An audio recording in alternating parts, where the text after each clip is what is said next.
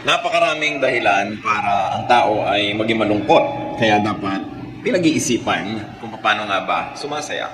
Ang ating pag-aaral ngayon, ating pinamagatan, How to be Happy, at meron na agad initial na prescription, Praise the Lord. Purihin ang Panginoon, at yan ay isa sa mga pinakatiyak na paraan para lumigaya ang tao. Salamat Panginoon dahil pwede namin kayong purihin. Marami kaming dahilan para purihin kayo. At ang pagpuri sa inyo ay may himala na ginagawa sa aming puso.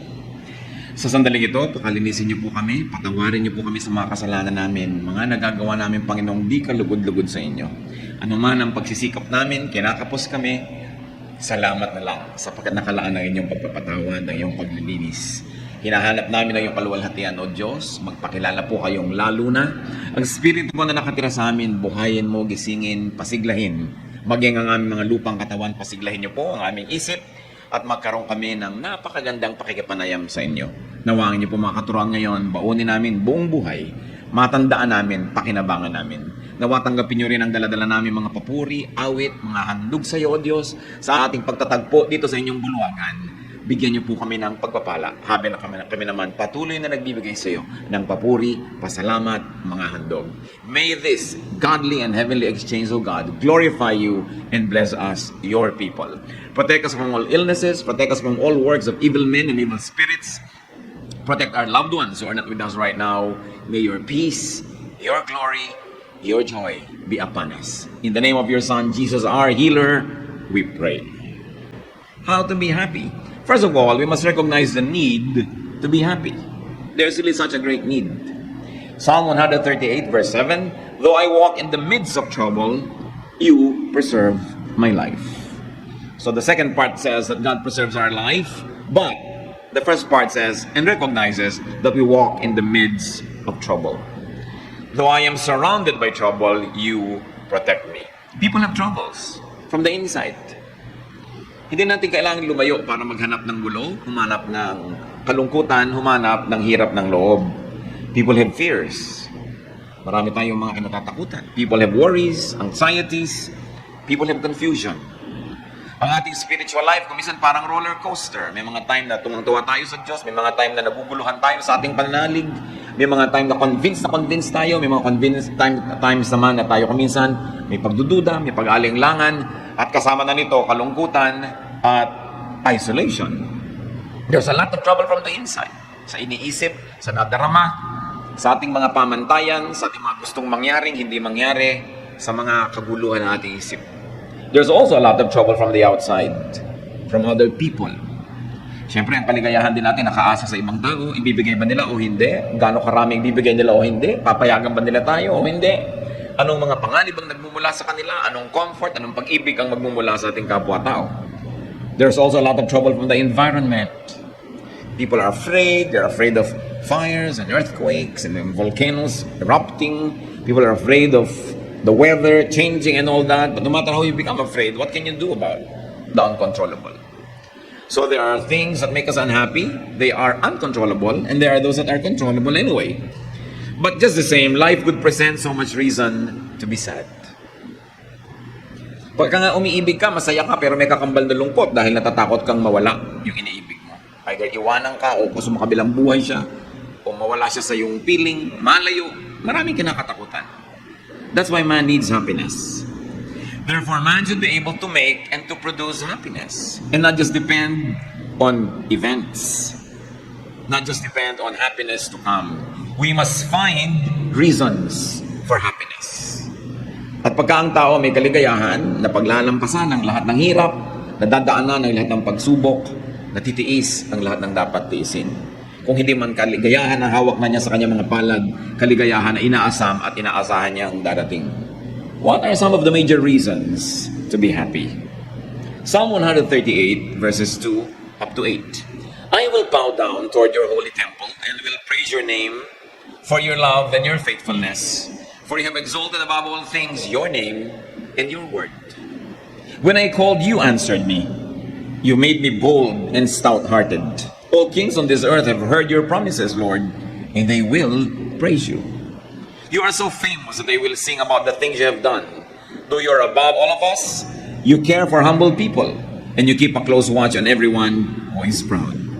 I am surrounded by trouble, but you protect me against my angry enemies.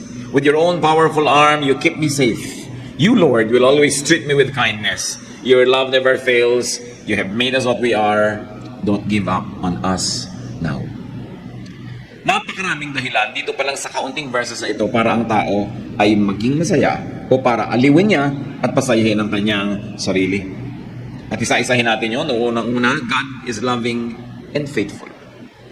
Kahit hindi laging loving and faithful ang mga tao, God is always loving and faithful. Para ka sumaya, iasa mo ang kaligayahan mo sa love and faithfulness of God. Secondary lang yung love and faithfulness of people. The love and faithfulness of people can make us happy in a very unique way. But the love and faithfulness of people can be threatened. The love and faithfulness of people can change. Salamat na lang kung hindi nagbabago. Lagi tayong mahal ng mahal natin, matapat sa atin yung pinagtatapatan natin. Pero ganun pa man, kung hindi man yun mangyari, pag inuuna mo na laging isipin that God is loving and faithful, at inuuna mo ang relasyon mo sa Diyos, dumating man o umalis sa mga tao, maging matapat man sila o hindi, you are steady.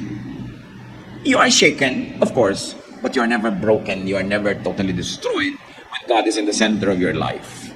Because of God, people could be loving and faithful too. Kung ang Diyos na lumikha sa atin at ang Diyos na may Espiritong nakatira sa atin ay mapagmahal at matapat, therefore, lahat ng taong tinatahanan ng kanyang Espiritu ay kaya ring maging mapagmahal at matapat. At kung marami tayong kalungkutan na tinatamasa dahil hindi tayo mahal o hindi matapat sa atin ang mga minamahal natin, dapat baligtarin natin yon. We cannot control other people, but we can control ourselves. So let's be happiness factories. Meron kayong dapat pagtapatan, maging matapat kayo. Meron kayong dapat mahalin, mahalin ninyo. Para yung inyong pinagtatapatan at minamahal, sumaya. At nabawasan ninyo sa pamamagitan ng pagkilos ng Panginoon sa ating buhay, ang numero, ang bilang ng mga taong malungkot at mga taong nababagabag. At dahil kumikilos din ng Diyos sa ibang tao, sila man maaaring maging paraan ng Diyos, kasangkapan para tayo ay mahalin ng Diyos through them. Therefore, open yourself to people's love. Because when you open yourself to God's love, you inevitably open your heart to love others, and you inevitably open your heart to accept the love of others. And then you are in the way of happiness. May mga daan, alam nyo, busy, may mga daan hindi halos na dadaanan. Yung pag-ibig, yung kasiyahan, may dinadaanan din yan, dapat nandun ka. Sa kalsada na yung katumira, sa address na yon, para lagi kang nadadaanan. Maraming tao, hindi sila masaya kasi ang address nila doon sa gilid-gilid, hindi dinadaanan ng happiness. Kaya dapat kinikilala mo saan ba dumadaan yung happiness. Una na, kilalanin natin that God is loving and faithful. Two, God is true to His word. Saan pa tayo kumukuha ng lakas ng loob? Di ba sa mga pangako ng Diyos? At sinasabi, God is true to His word. Dapat alam mo ang mga pangako ng Diyos para maklaim mo. Yung mga nagdarasal nga kahit sa Biblia, kahit naman hindi makakalimutin ng Diyos, sila man ipinapaalala nila, Diyos, di ba sabi nyo ganito, di ba pangako nyo ganito, according to your word ganito. Hindi mo naman talaga ipinapaalala sa Diyos yun, ipinapaalala mo sa sarili mo na may pangako ang Diyos na ganon. Kasi hindi naman niya yung nalilimutan, pero nalilimutan natin. At kung nalilimutan natin i-claim ang mga pangako ng Diyos, tayo yung nalulugi. Kaya ang masayang tao, inaalam ang salita ng Diyos at naniniwala na nanalig na ang Diyos ay matapat. Tutog din niya ang kanyang mga sinasabi. And because God has His word in our hearts and God has His word printed, published, broadcast, God's wisdom is always relevant. Yung karunungan ng Diyos, nagbabago man ang panahon, nagbabago ang mga uso, hindi nagbabago ang karunungan ng Diyos. Magbago ka lang dapat ng paraan ng pag-apply nito, paraan ng pagbasa dito, para lagi kang makinabang. You know, bawat henerasyon, bawat lahi, bawat panahon, may mga unique elements ang kanilang kabihasnan. They have very, very unique civilizations. All the various generations of people and the various generations of civilizations. And their context help them define the true relevance of the Word of God to them. Kayong basa ng mga tao noong 16th century at pag-apply nila sa buhay nila, maraming pagbabago ang pagbabasa ng mga tao ngayon sa panahon na ito. Hindi nagbabago yung salita ng Diyos, but the way you apply it to your reality, because realities change, must be always timely. The unchanging Word of God, but our ever-fresh reading and ever-relevant application to our lives. Kaya marami mga tao ayaw nila maging religious kasi parang backward, parang sobrang conservative, pati language, pati kilos, parang pang 16th century. Hindi bagay sa panahon. Dapat alam natin yung mga basic moral bedrock of the Word of God, at yun ang hindi dapat ma-violate. But the way they are transplanted and read and interpreted and applied to daily life must always be relevant.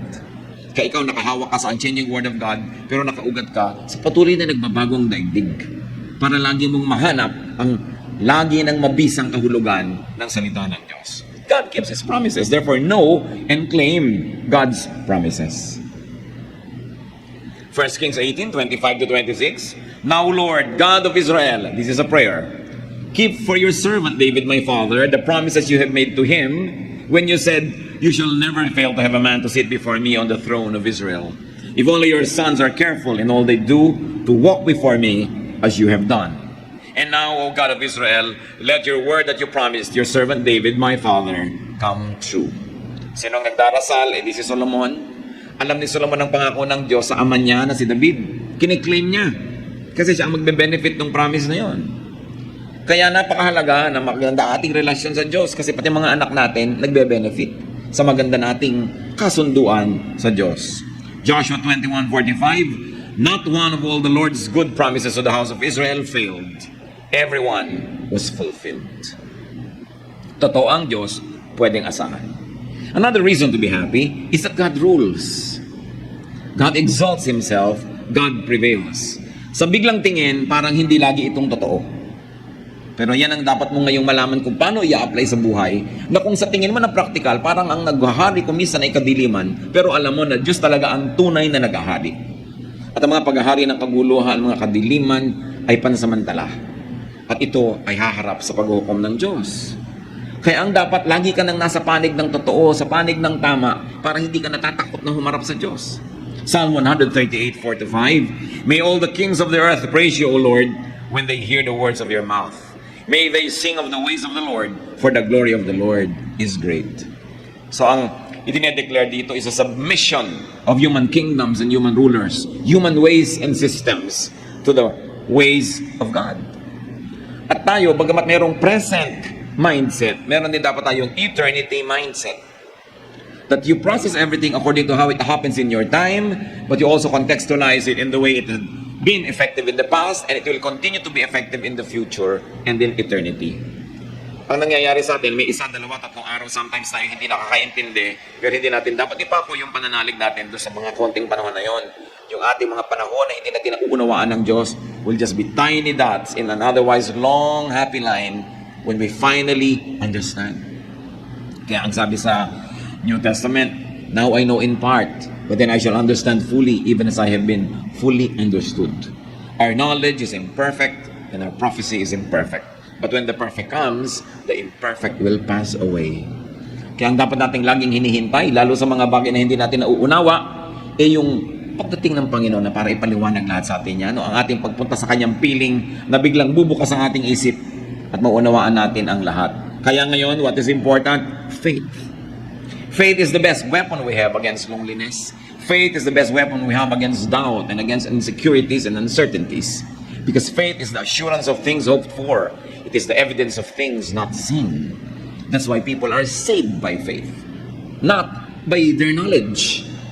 Kasi yung alam mo, syempre mananalig ka na doon. Pero hindi mo naunawaan na nanalig ka, yun ang hinahangaan ng Diyos at pinapahalagahan. Hindi naman ibig sabihin na mamuhay tayo sa ignorance na wala tayong naiintindihan. But for the few things that are not clear, when I was a child, sabi nga sa Bible, I thought like a child, I reasoned like a child. And now we are in a childhood state. When it comes to terms of eternity, what is the lifetime of a human being? 90 years, 100 years? We will never become adults spiritually. We are like children. But sabi niya ganon, now the time I become a man, I give up childish ways. There will be changes. And those changes are the what we aspire for when we will finally comprehend the things that are beyond our minds at present. Another reason to be happy, according to what we have read, is that God answers prayers. Sumasagot ang Diyos. Pero bakit maraming sinasagot ng Diyos, hindi pa rin sila masaya? Because they want only a yes answer from God. Kaya hindi sila masaya. Pero pag Diyos ang sumagot, yes is a blessing, no is a blessing, wait is a blessing. Because God is always true and God is always loving. Therefore, His no is His best way of loving you at times.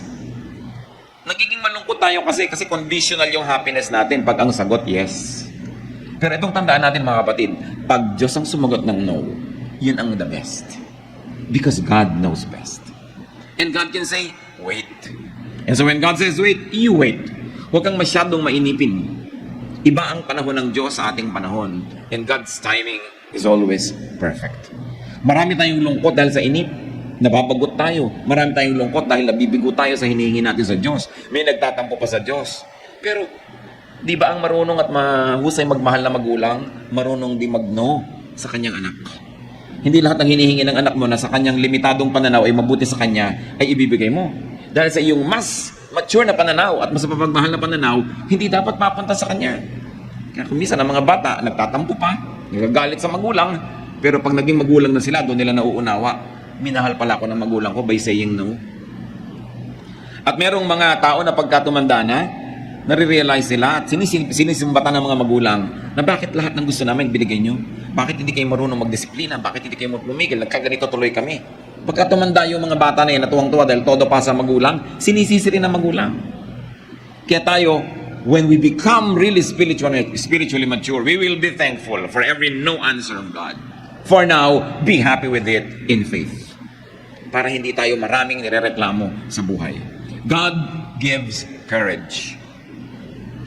Sa mga pinanghihinaan ng loob, sa mga nanghihina ang pananalig, sa mga natatakot, anong nagpapasaya? Yung binibigay ng Diyos sa atin na tibay. Courage, katapangan. Kaya, lagi ka dapat sa Diyos na malapit. And what's important is that God cares for humans, for persons, especially for humble people. Ano ba mas maging madali? Magyabang o maging mapagpakumbaba? Ano ba ang mas low maintenance? Kayabangan o kapakumbabaan? Kaya ang tao nagpapakumbaba, mas madaling sumaya. Ang tao hindi nagyayabang, hindi nagmamataas, hindi nagmamatigas, mas marami siyang kaligayahan. At kung sinabi sa binasa natin sa scripture that God cares for humble people, you want to be happy? You want God's care? Be humble. At hindi lang Diyos ang magiging maibigin sa iyo, pati kapwa-tao. Kasi wala namang taong natutuwa at nagmamahal sa mayabang, sa matigas ang loob, sa nang titikis, sa nang sasadista. Wala namang natutuwa sa ganun. Kaya dapat makita natin ang pandaraya ni Satanas. Pag natetempt tayong maging mayabang, maging matigas dyan, maging mahirap na makasundo, gusto ni Satan mangyari yun para magalit sa atin ng mga tao, para lalo tayong lumungkot, at para malayo din tayo sa Diyos. So God cares for humble people. You want to be happy? Be humble. Make it a habit to be humble. Kasi pag mayabang ka, may maintain ka. Pag maintain ka, nakaka-insecure, baka hindi mo lagi ma-maintain. Nadadagdagan ang mga nervyos mo sa buhay. God keeps the proud in check.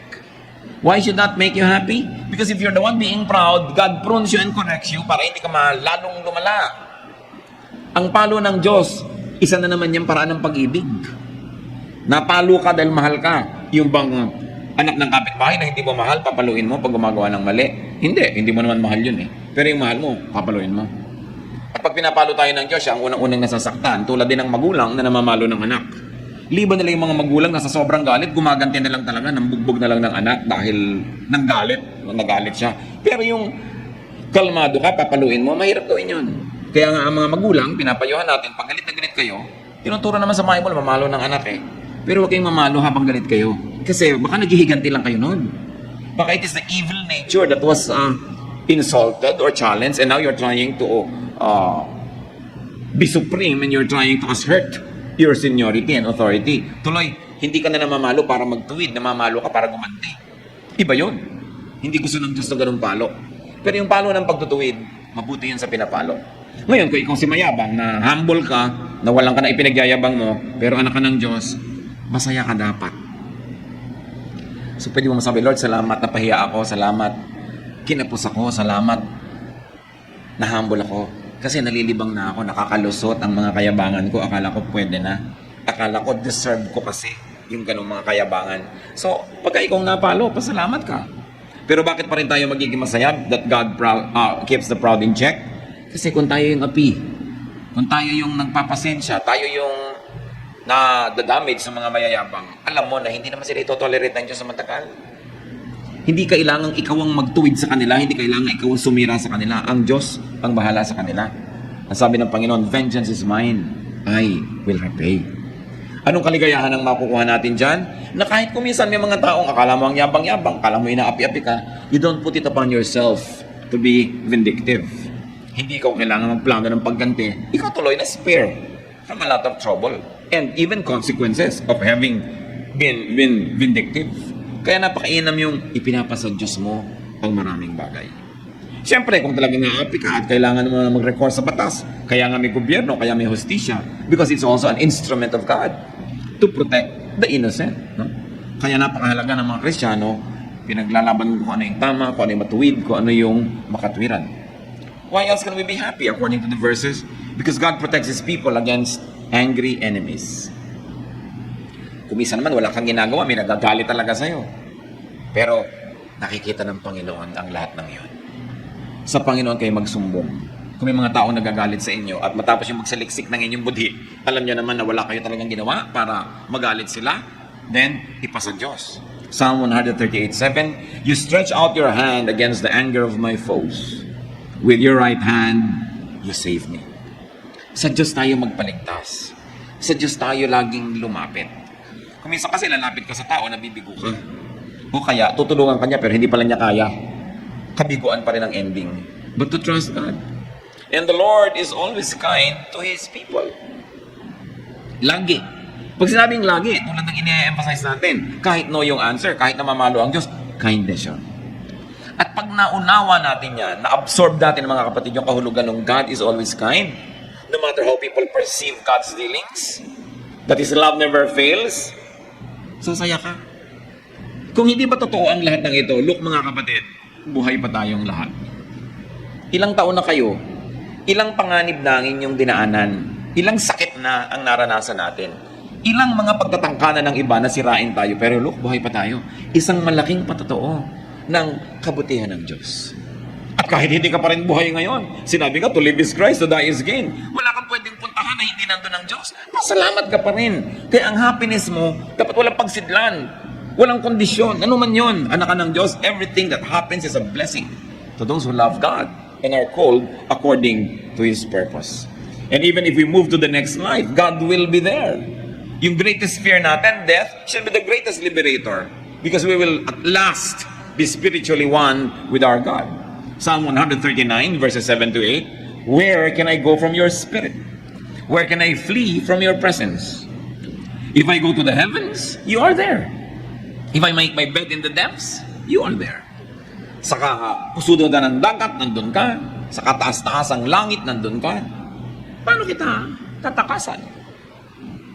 Napakasarap na yung mga basic truths na ito laging maalala. Kasi sinabi, though I walk through the valley of the shadow of death, I will fear no evil. Mga kapatid, ano yung mga valley of the shadow of death ng inyong buhay?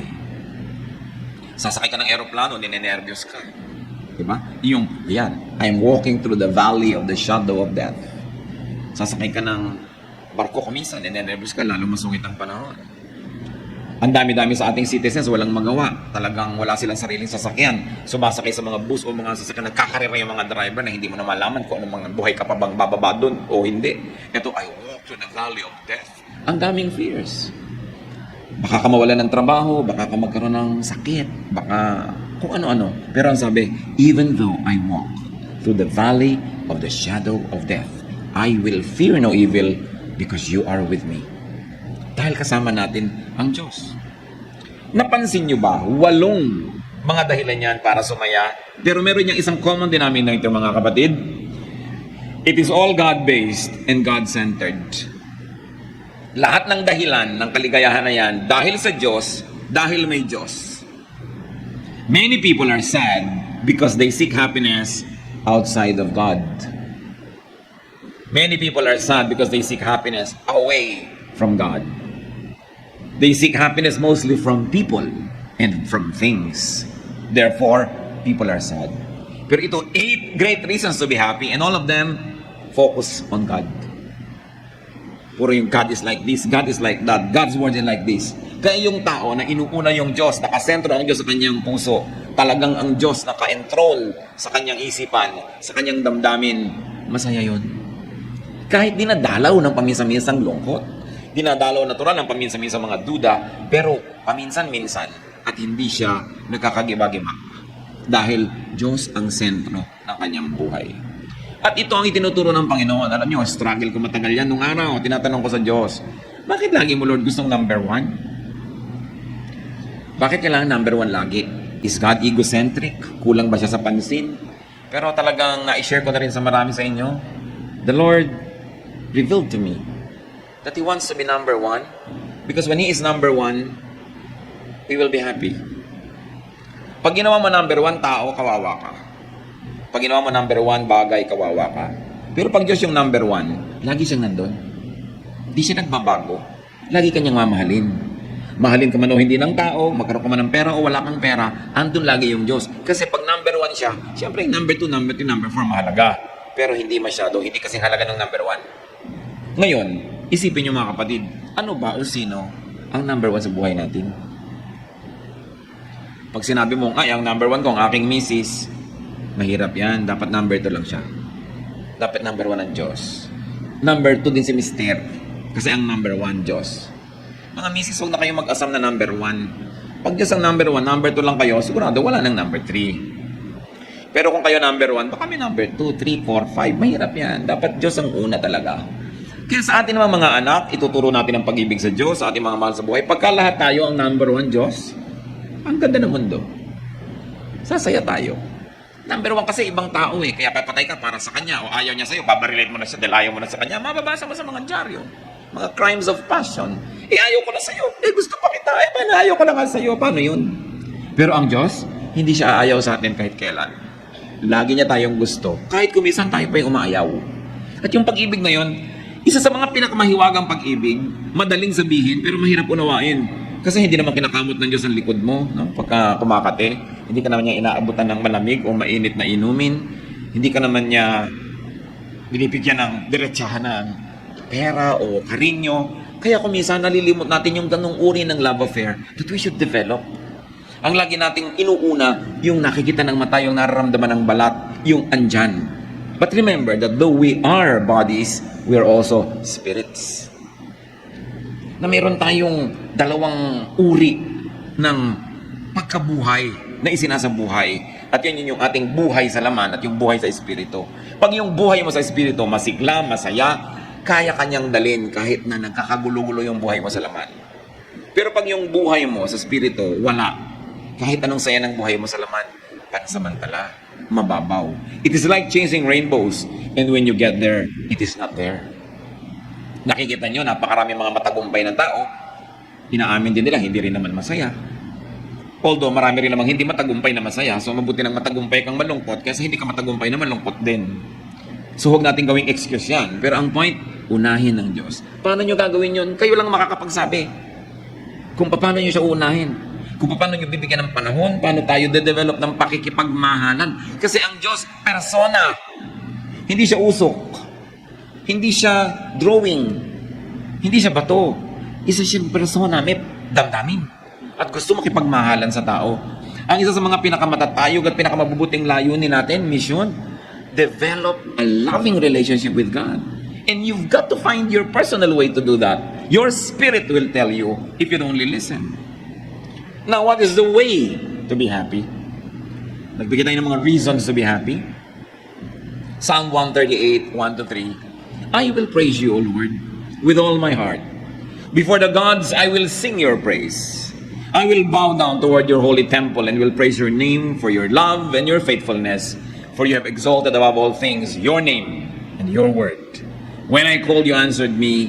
You have made me bold and stout-hearted. So the way to be happy, praise God with all your heart. Siyempre, may literal, sing praises to God. Sabihin mo ang mga kabutihan, i-declare ng iyong bibig. Praising and singing is doable. Therefore, praising and singing are all both decisions. Happiness can be a decision. You can decide to be happy, you can decide to be sad. So pag kumanta ka, nakokontrol mo yun. Mamaya yung kanta mo, inililift up na niya yung spirit mo sa Panginoon. Mahirap sabihin, sasahin ko ang sarili ko, pero mas madaling sabihin, kakanta ko sa Panginoon. pupurihin ko ang Diyos. Magsasabi ako ng mga mabubuting bagay. Iisa-isahin ko, pupunitain ko ang mga pagpapala at kabutihan sa akin ng Diyos. At bago mo mamalayan, umaalis ang iyong lungkot. Bakit? Hindi kasi pwedeng umupo yung lungkot sa trono ng puso mo kung Diyos ang pinapaupo mo doon. Kaya nakakaupo yung lungkot sa puso mo, hindi mo pinapaupo doon ng Diyos. O kaya nalilimutan natin nakaupo ang Diyos na i-ignore siya. Siyempre, only one thing occupies one place at one time. You cannot both be happy and sad at the same time. So you're sad, palitan mo, gawin mong happiness. At yan pwedeng gawin. May mga doable tulad ganyan pag-awit sa Panginoon, pagpapasalamat. There is mystery and there is power and there is miracle in that.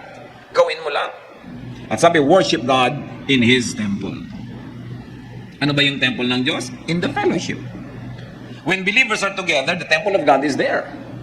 It is not a building, it is the spirit of one believer joining with the spirit of other believers, and it is the temple of God. Merong himala na nangyayari when we fellowship together. Parang isang pirasong kahoy na nagliliyab, pagka humangin, patay na yung apoy niya. Pero pag maraming kahoy na tabi-tabi, pag humangin, lalong lumalakas yung apoy. Ganun ang importansya ng fellowship. At fellowship, hindi lang yung from 3 to 5 p.m. may fellowship, hindi yon. Yung talagang nakikipagbuhol-buhol yung buhay natin sa buhay ng mga ibang believers. Hindi lang tayo umaaten ng program, tapos fellowship na ba yun? Ang fellowship, yung saya niya, saya mo rin, yung lungkot mo, lungkot niya rin, nagkakahati-hati, nagkakatulong-tulungan. Ang Diyos kasi nilikha tayo na talagang nakikipag-asahan sa ibang tao, umaasa at naaasahan.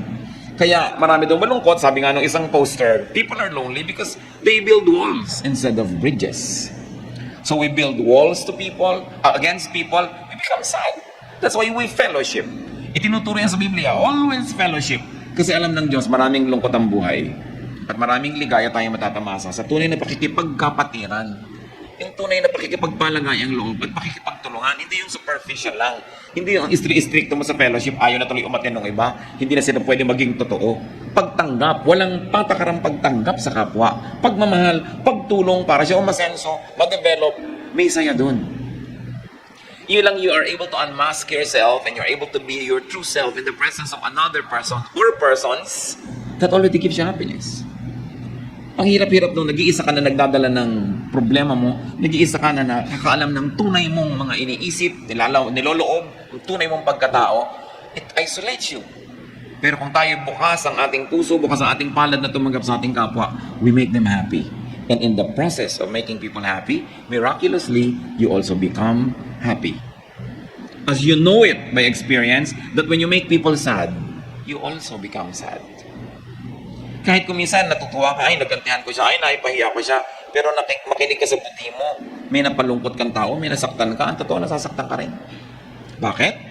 Nilikha kasi tayo ng tao ng Diyos na kapwa-tao. Ang nangyayari sa kapwa natin, nangyayari rin sa atin, na iintindihan man natin yun o hindi. Kaya mas nagpapasaya tayo ng iba, mas sumasaya tayo. Mas nagpapalungkot tayo ng iba, mas inuusig tayo ng budhi natin. Kung minsan gasgas na yung budhi na yun, hindi na malinaw, pero meron ka pa ring heavy feeling na hindi mo malaman kung bakit, kasi may atraso ka pala sa iba.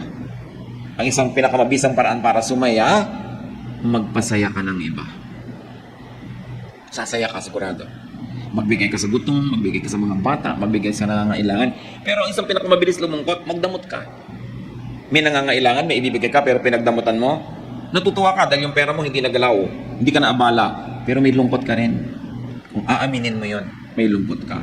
So we go back to our basic humanity, that our happiness is in making other people happy. It is a true fellowship, true worship. So we worship God in His temple among the believers, and you worship God within you, because the Spirit of God is in your heart. Therefore, make peace with yourself. Pag sinabi mo yung self, ano yun? Yung spirito ng Diyos at saka yung flesh, magkasama, yun ang self mo. You make peace with yourself. You make peace with God who is in you. Makinig sa usig ng budhi, makinig sa konsyensya, at kailangan matuto ka rin na tanggapin ang iyong sarili. So that you are at peace with yourself. Pag ikaw ang number one nagre-reject sa sarili mo, dahil may iba kang gustong pagkatao, may iba kang gustong itsura, meron kang gustong ibang buhok, meron kang gustong ibang height, hindi ka sasaya. Kasi you are not at peace with yourself. We are not perfect. We must move from glory to glory. We must improve and improve and improve. But you begin with accepting yourself. Maraming lungkot kasi we are on denial. Hindi natin ina-accept ang sarili natin. At pag Pag hindi natin ina-accept ang sarili natin, paano natin a-acceptin ang iba? There is genuine liberation in being accepted and in accepting others. How else to be happy? Ask help from God. First and foremost. God dapat una. Yung iba kaya lang nagdadasal pag wala nang magagawang iba. Ay, wala na tayong pwedeng kailangan magdasal na lang tayo. Dapat unahin ang Panginoon. Because He answers prayers according to what we have read. Make God your first, not your last resort. And be humble, as we have said. The humble can be much, much happier. Because God is soft-hearted to the humble. James 4:6. But He gives us more grace. That's why Scripture says, God opposes the proud, but gives grace to the humble. And 1 Peter 5:6, humble yourselves, therefore, under God's mighty hand, that He may lift you in due time. Happiness is more easily attainable in humility. And as we have said, accept yourself. Accept your life. It doesn't mean na huwag ka na mag-ambisyon na improve yan. It doesn't mean na huwag ka na magkaroon ng mga pangarap na makalaya sa kung anuman ang gumagapos sa iyo ngayon. But for the time being, accept your reality. Do what you can to change it for the better. But while the better is not yet achieved, be happy with your reality. Do not live in denial. Kailangan tanggapin mong eto ang buhay ko ngayon.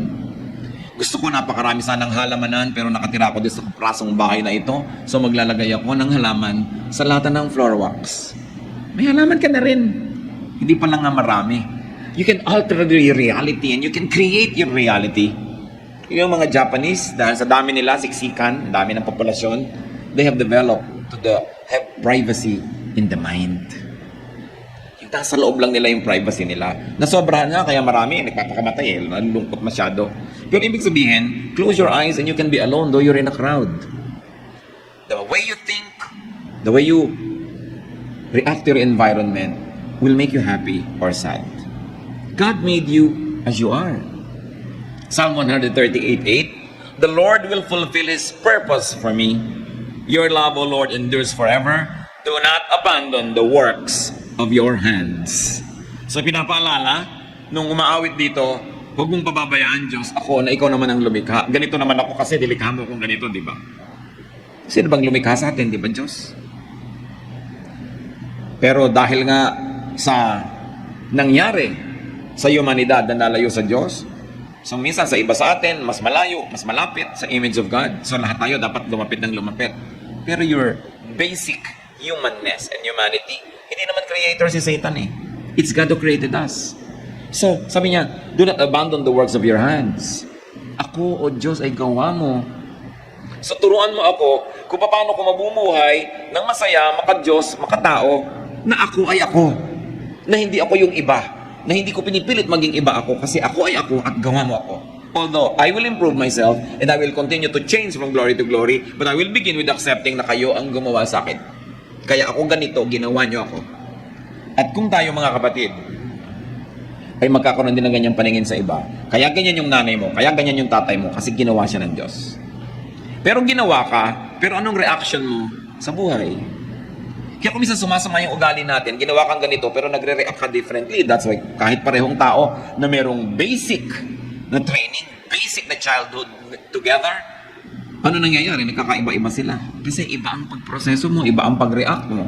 Meron pag inuutusan ng magulang, nagagalit. Meron pag inuutusan, sumusunod agad. So, control your behavior para lalo kang umasenso at bumuti. But you begin and not end with accepting yourself. Gawa ka ng Diyos eh. Ang daming kalungkutan kasi hindi mo ma-accept yun eh. Hindi mo nare-realize that you are fearfully and wonderfully made. Kung minsan meron kang napakalaki mga kahinaan para lang palalalong makita ang himala ng Diyos sa'yo. Kasi kung kinreate ka man na puno ka na, hindi mo na kailangan yung Diyos. Kaya mga kulang-kulang. Kasi gusto ng Diyos punan. Gusto ng Diyos na punuin niya ng punuin yan. Para habang lumalawig ang buhay mo, may fellowship kayo, meron kang continuing need for God. Kasi alam nyo to mga kapatid ha, pag sobrang lusog natin, nakakalimot tayo sa Diyos dumasal, pero madadasalin ka kung may sakit ka. Kung may sakit ang mahal mo sa buhay, lalong madadasalin ka. Pag ang dami mong pera, madaling makalimot sa Diyos. Pero yung wala kang kapera-pera, talagang abot-abot ang dasal mo. May fasting pa kumisan yan. No? Pagka meron kang papa, nakakalimutan mo yung Diyos. Pagka nawala si Papa, back to God ka na naman. Serve ka na naman. Kanta ka na naman. Turo ka na naman kasi wala si Papa. So, kaya may mga kulang tayo. Huwag niyong isipin na nilikha tayo ng Diyos sa may kapintasan. Kaya tayo may kulang para punan ng Diyos. Pero tatangkapin mo sa simula, kulang ako. But here I am, Lord, fill me with your glory. Huwag niyong ikalungkot ang mga kulang sa inyo, ikatuwa niyo, dahil dyan kayo pupunuin ng Diyos. Kasi sinabi ni Paul, when I am weak, then I am strong. Kasi kung saan ako kulang, doon may opportunity ang Diyos, tapunan ako. Kaya yung mga taong punong-puno na, ang yabang-yabang na, anong ginagawa? Inililigwak ng Diyos, itinataob, inaalis yung mga pumupuno sa kanila para maging humble ulit. Lord, kailangan ko kayo. So, sino ba nagbabalik sa loob, ng balik loob sa Diyos? Yung biglang umaasenso o yung biglang nag-fail? Madalas yung nag-fail. Although merong dahil umasenso, matalino siya. Ay, mahal na mahal ako ng Diyos. Lalo ako magpapaka-Diyos. Pero bihira yun. Madalas yung punong-puno ka na itinapon nga, ayan, hindi biglang wala kang laman. Dasal ka na naman, balik ka na naman sa Diyos. Kaya pagka naitapon na gano'n yun, di ba laging loving ang Diyos? Lagi siyang tama. Kasi mo, Lord, bakit man meron ako na wala pa? Kasi nalilimutan mo na ako eh. Bumalik ka. Come back to me and I'll come back to you. Sabi ng Panginoon, return to me and I will return to you and I'll fill you again. Pupunin uli kita, siksik-liglig, umaapaw. Pero kailangan, nandiyan ka, ready to be filled. Masarap yung ganon. So, sino ang nakakatanggap talaga ng mga himala? Di ba yung nagkakasakit? Yung lagi naman malusog. Hindi naman nila alam na everyday himala yun na nami-maintain. Kaya, hindi ko sinasabing ibigin natin na maging kulang, maging may sakit, maging mahirap. Pero kung yun ang kalagayan mo ngayon, yun ang reality mo, huwag mo ireklamo. Ipagpasalamat mo na may opportunity kang lumapit sa Diyos. At ang Diyos ay nalalapitan, at ang Diyos ay sumasagot sa panalangin, at pupunuin ka niya. Ngayon, ang panalangin at ang tunay na pananalig, hindi ka pa pinupuno, nagpapasalamat ka na because you know that God is faithful. Di nawawala yung lungkot mo. Hindi mo lang sinapsychologize sa sarili mo dyan. Ha? Totoo yan. Pinangahawakan. Kasi sa nananalig, ang iniisip pa lang niya, totoo na. Kaya faith is very important. It is very, very crucial. There is so much reason to be unhappy, but there's much more reason to be happy. There's a way to be happy. Praise God. What does it take to praise God? Count your blessings. Thank God and praise God. And when you do that, God will change your mood. Psalm 30, 11 to 12. You turned my wailing into dancing. You removed my sackcloth and clothed me with joy, that my heart may sing to you and not be silent. O Lord my God, I will give you thanks forever. Sabi, tinanggal mo ang pagluluksa ko, pinalitan mo ng damit na pampiesta, ang aking luksang damit. Ang pagpalahaw ko at pag-iyak ko, pinalitan mo ng pagsayaw. Magagawa yan ng Panginoon sa atin, mga kapatid. At napakahalaga, gusto kong bigyan ng diin muli, be a happiness factory. Don't be a loneliness factory. Think happy thoughts. Make people happy. May asawa ka, pasayahin mo siya. Araw-araw, bawat sandali na kaya mo. Kasi may mga panahon, ibigin mo man, hindi mo kaya. Ano ang inaalala mo sa mga panahon na nalilimutan ka ng mahal mo sa buhay o kaya silbi ka ng silbi dahil nalumpo? Anong naalala mo? Bakit nagkakaroon kang lakas na gawin yon? Yung mga pagmamahal niya sa'yo, nung kaya pa niya. Kaya magmahal tayo, ting kaya natin. Kasi may mga panahong tayong nangangailangan tumanggap ng pagmamahal na yun. Dapat marunong ka magmahal. Basta kaya mo. Bawat araw, kaya mo bang magbigay? Magbigay ka. Pasalamat ka, hindi ikaw yung tumatanggap nung araw na yon. Darating din ang panahon, kailangan mong tumanggap, pero sa dami ng naibigay mo, para ka lang umaani ng iyong mga itinanim. Sasaya ka kung lagi kang naggagawa ng kaligayahan ng kapwa. Nalaman mo na may kapitbahay ka na sobrang hirap, walang sapatos, ibili mo ng sapatos kung kaya mo. Bakit hindi? Samahan mo pa ng medyas. Ang dami nating kayang gawin para magpasaya. Sa inyong mga kotse, maglagay lang kayo ng grocery bag, konting tinapay, konting pagkain. Pagka may kumakatok na pulubi, iabot mo. Ang kaligayahang madarama mo, hindi mo kaya i-compare yan. Kaya mo naman. Ano ba yung halagang 20, 30, 50 pesos worth of food ibibigay mo? Ang dami nating pwedeng gawin para maging happiness factory. Mga anak, isipin yung mga magulang nyo, paano sila papasayahin? Ipinapasyal, binibigyan ng panahon. Of course, dapat yung sustentuhan, lalo't matanda na. Pero hindi yung sapat. You should give time, attention, be a happiness factory. Magulang ka, paano nga pasasayahin yung anak mo? Pero madalas, natataya tayo ng jamblo, ha? Nagiging tayong loneliness factory. Tayo nagiging dahilan kaya lumulungkot yung mga tao. Yung mga umaasa sa atin, binibigo natin. Yung mga tao, pinapahiya natin. Pero pwede tayong maging happiness factory. Lalo may pera kayo, yun ang pinakamasarap. Giving away money is like defecating, the pleasure in it coming out. Yan ang talagang tunay na ligaya, yung lumalabas, yung pera. Yan matrain natin yung puso natin sa ganon. That's why it becomes a blessing to be rich. Because it's such a great joy to give away. Kung ang puso mo nasa tamang lugar. Manalangin tayo mga kapatid, nais kong ilapit. Kung sino man ang may mga sobrang mga kalungkutan sa buhay. Kung sino man sa atin ngayon ang magsasabing, pag in-average ko yung buhay ko, masasabi ko, malungkot ako. Mas malungkot kaysa masaya. Nais kong ipanalangin ang sino mang magsasabi sa Lord na, Lord, kulang po ako, punan niyo ako. Nagkakatipon-tipon tayo mga kapatid para pagpalain ng Diyos. Gusto ko ngayong ipanalangin at nananalig akong didinggin tayo ng Diyos. Hihipuin ang ating mga puso. Sino man ang ngayon nagsasabing, ang dami-dami kong kalungkutan, gusto kong sumaya at sa Diyos ako lalapit. At nais ko sa ilang saglit, manalangin kayo ng personal na panalangin sa Diyos. Ano man ang gusto niyong sabihin sa Kanya tungkol sa kalungkutan o mga kalungkutan ng buhay niyo. Let's be alone with God. God hears and God heals. Aming Ama sa langit, Ama ng aming Panginoon, tagapagligtas na si Jesus, Diyos na lumikha sa amin, Diyos na lumikha ng langit at lupa. Kinikilala namin ang paggawa mo sa amin. Kinikilala namin ang aming mga kakulangan, maging aming pagkukulang at likas na mga kulang sa amin. Lahat ng ito, Panginoon, sa iyong paanan namin dinadala, O Diyos Ama.